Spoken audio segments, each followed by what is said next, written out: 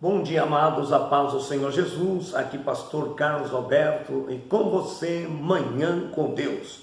E eu quero falar de um tema que principalmente esses últimos dias, envolto essa pandemia, tantas coisas que têm assolado a humanidade, os sinais que precede a vinda de Cristo estão aí cada vez mais se cumprindo e muitas pessoas ficam preocupadas.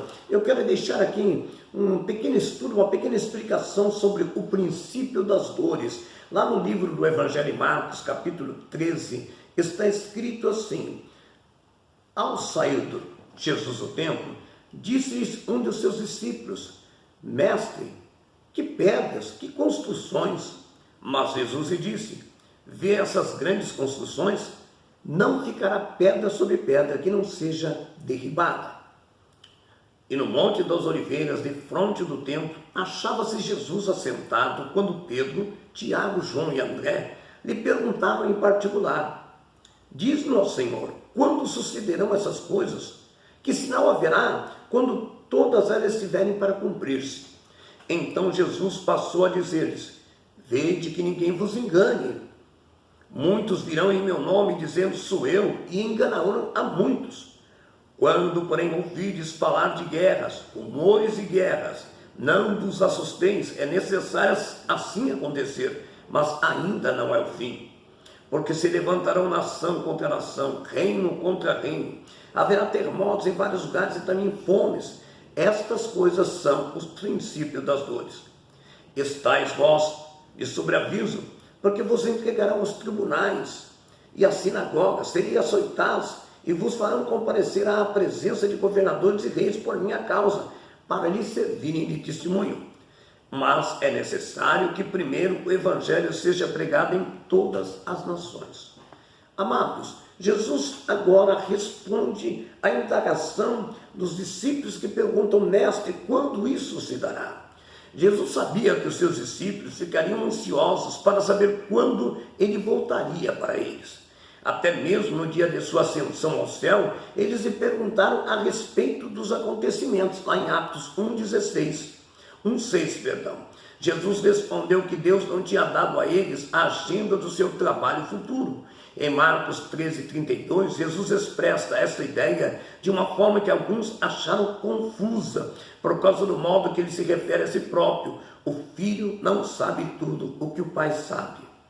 Ninguém sabe. Escuta, Jesus está dizendo que o Pai não publicou sua agenda aos seres humanos, aos anjos e até o mesmo ao Filho, na qualidade de Salvador e mediador.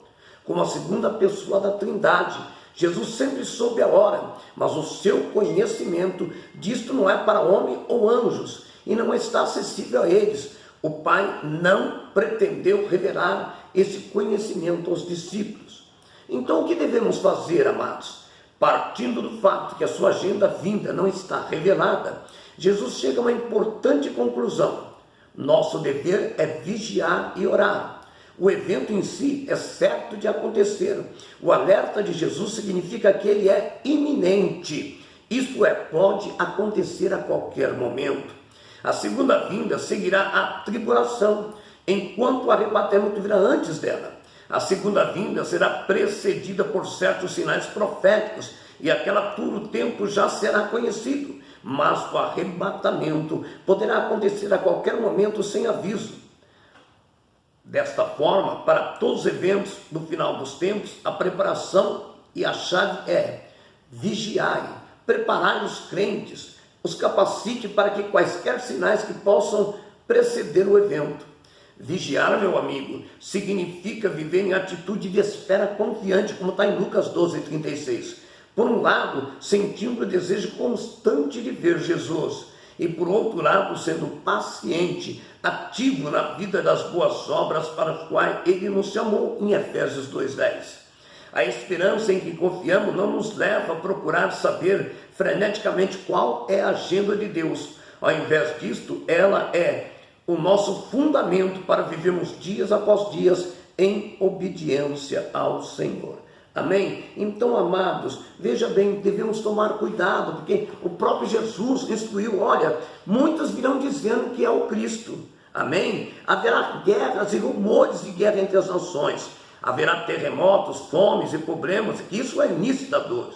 Os crentes serão perseguidos, entregues aos tribunais, mas é necessário que o evangelho seja pregado a todas as nações.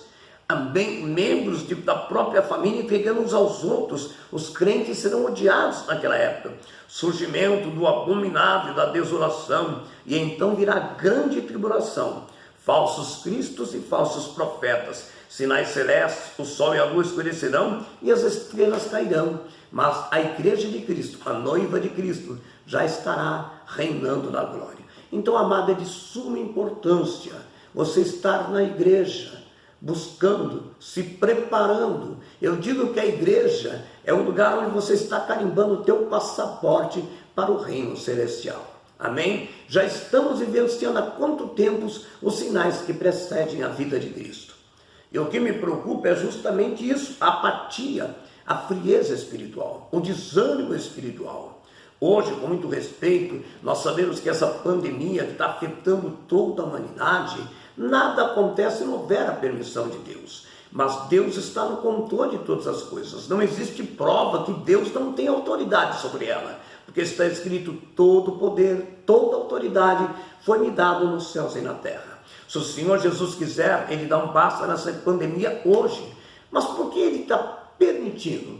Para que o crente que estava apático, desanimado, longe da igreja, volte para o aprisco, para que haja arrependimento, para que haja conserto, para que haja uma nova aliança. Porém, com muito respeito e carinho, nós estamos vivenciando que, pelo contrário, o crente, em vez de se despertar nesse momento, estão usando a pandemia como desculpa para a sua própria fraqueza espiritual, para a sua apatia, para o comodismo. Porque é cômodo assistir o culto online em casa, de bermuda, de camiseta. Amados, o culto, o verdadeiro culto, eu não estou dizendo, porque Jesus, antes tiver 2 ou 3 ou mais reunidos em meu nome, eu lá estarei no meio deles. Mas a comunhão do corpo é o principal objetivo da igreja. Amém? Então, a ordem é, vigiai e orai. Porque a promessa é iminente, vai acontecer. E eu quero te dizer, o tempo está muito próximo. E você? Está preparado para subir, para ouvir a trombeta quando ela tocar e o seu nome ser soado na glória? Preste bem atenção. Se prepare. Amém? Deus te abençoe. Que Deus desperte a tua vida, te tire da apatia, da frieza espiritual, do desânimo. E eu te dou um conselho, com muito respeito e carinho, falando de mim mesmo. Pode dar desculpas. Você sabe que olha, amados, se eu pudesse falar aqui, poxa, mas eu não vou para a igreja, será que só na igreja tem o Covid? Não, o Covid está no supermercado, o Covid está no ônibus, o Covid está em qualquer lugar. O que nós temos que ser é vigilantes e prudentes, amém? Mas não usar a pandemia como desculpa, porque isso é o que o inimigo quer. O inimigo quer que você não alcance a coroa da vida. Mas o Senhor disse, porém aquele que for até o fim, esse herdará a coroa da vida. Ser tu valente e corajoso, porque nós vamos subir para a glória. Deus te abençoe, em nome de Jesus, manhã com Deus. O Senhor é meu pastor e nada me faltará. Se Deus é por nós, quem será contra nós? Operando Deus, quem impedirá? Que a graça, a comunhão, a virtude e as doces consolações do Espírito Santo repouse e esteja agora presente sobre cada vida, hoje e para todo sempre. Amém, Jesus.